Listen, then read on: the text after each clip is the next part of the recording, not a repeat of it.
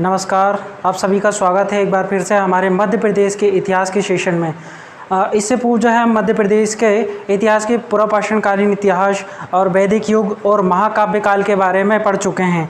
आज जो है मध्य प्रदेश में 6ठी शताब्दी ईस्वी पूर्व जो घटनाएं हुई महाजनपद काल में, हम मध्य प्रदेश के संदर्भ में उन सभी घटनाओं और उन महाजनपद के बारे में पढ़ेंगे जिनका संबंध मध्य प्रदेश से प्रत्यक्ष रूप से रहा है।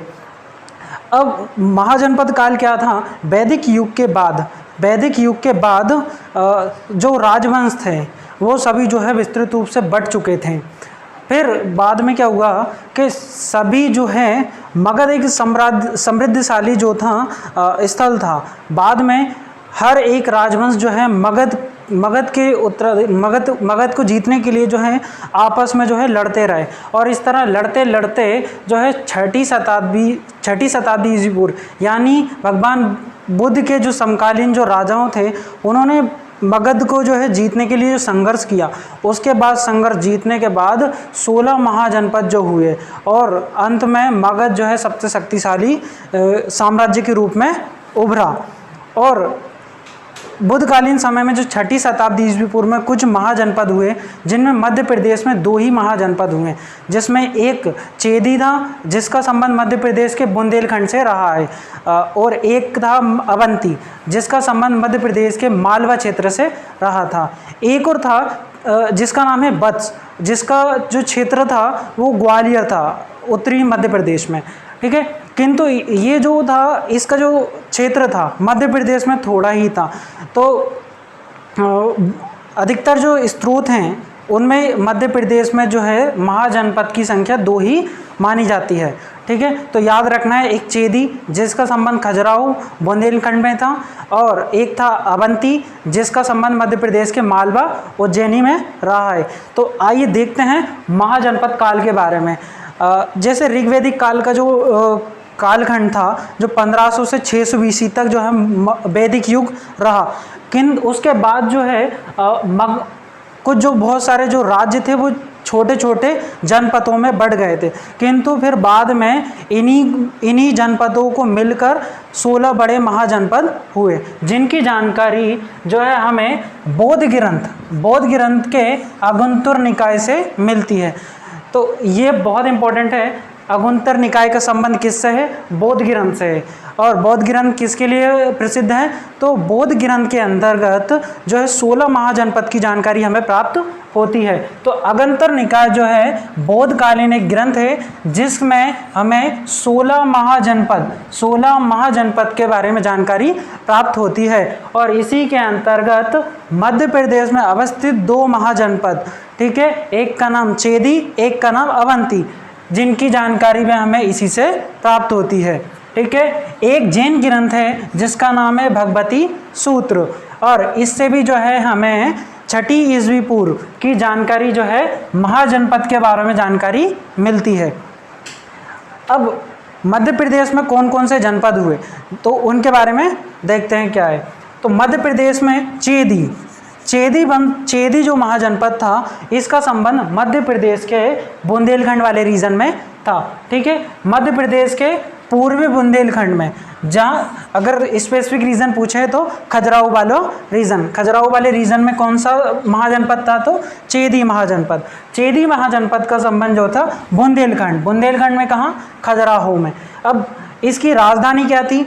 तो चेदी महाजनपद की राजधानी शक्तिमती थी, जो कि केन नदी के तट पर अवस्थित थी। ठीक है, चेदी महाजनपद का संबंध मध्य प्रदेश के बुंदेलखंड से रहा है, बुंदेलखंड के खजुराहो में। ठीक है, इसकी राजधानी जो थी शक्तिमती थी, और यह केन नदी के तट पर अवस्थित थी। ठीक है, तो ये पूछा जाएगा कि शक्तिमती या सुक्तिमती जो कि चेदी महाजनपद की राजधानी थी, ये किस नदी के तट पर अवस्थित थी? तो केन नदी के तट पर अवस्थित थी। ठीक है, अब चेदी वंश के बारे में जो है महाभारत में भी जो है एक जानकारी मिलती है। तो महाभारत काल में यहाँ के राजा थे शिशुपाल, जिनका वध श्री कृष्ण के द्वारा किया जाता है। तो इससे भी हमें जानकारी मिलती है कि चेदी जो था चेदी का संबंध जो है मध्य प्रदेश के बुंदेलखंड में रहा है। ठीक है, इसकी जानकारी जो है हमें महाभारत काल में भी प्राप्त होती है। उस समय यहाँ के राजा शिशुपाल थे जिनका वध श्री कृष्ण ने कर दिया था। और कालांतर में चेदी वंश की एक शाखा थी जिसका संबंध उड़ीसा में एक वंश था कलिंग।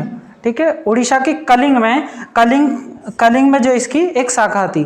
ठीक है, चेदी वंश की एक शाखा का संबंध उड़ीसा के कलिंग से था। तो जहाँ के नरेश थे कलिंग नरेश खारवेल, इनका एक प्रसिद्ध अभिलेख है जिसका नाम है हाथी गुम्फा अभिलेख, और इसी में सर्वप्रथम जो है भारत का नाम भारतवर्ष मिलता है। तो पूछा जाएगा कि भारत का नाम किस अभिलेख में सर्वप्रथम मिला है, तो वह हाथी गुम्फा अभिलेख है। और वह किसका अभिलेख है, तो कलिंग नरेश खारवेल, जो कि मध्य प्रदेश के चेदी महाजनपद की एक शाखा थी। ठीक है, तो चेदी वंश का संबंध जो था मध्य प्रदेश के बुंदेलखंड में कहाँ पर, खजुराहो।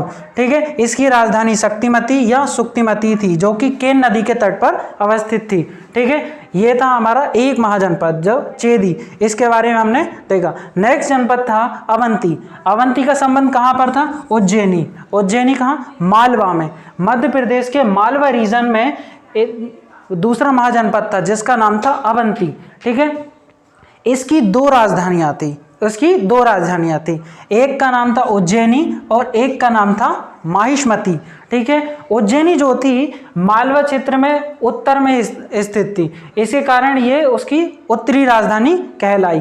ठीक है, और इसकी जो दक्षिण में जो राजधानी थी मालवा के दक्षिण में, वो दक्षिणी राजधानी क्या कहलाई, माहिष्मती कहलाई। वर्तमान में खरगोन जिले में स्थित है। ठीक है, तो अवंती की दो राजधानियां हुई, कौन कौन सी, एक का नाम था उज्जैनी, एक का नाम था माहिष्मती। ठीक है, उज्जैनी जो थी इसकी उत्तरी राजधानी थी और माहिष्मती जो कि इसकी दक्षिणी राजधानी थी। पूछा जाए कि इन दोनों के बीच से, इन दोनों को विभाजित किस नदी के द्वारा किया जाता है, तो बेत्रवती नदी।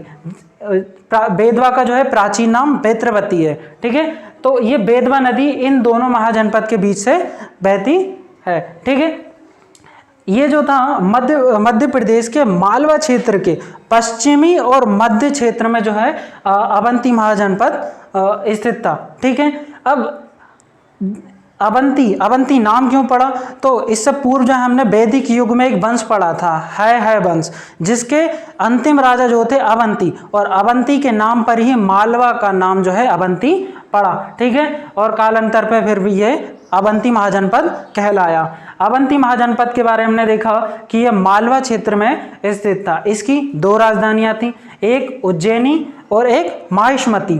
ठीक है, इनके बीच से जो नदी बहती थी जिसका नाम था बेत्रवती, और इसका वर्तमान नाम है बेतवा। ठीक है, अब एक दीप वंश के अनुसार ऐसा माना जाता है कि अच्युतगामी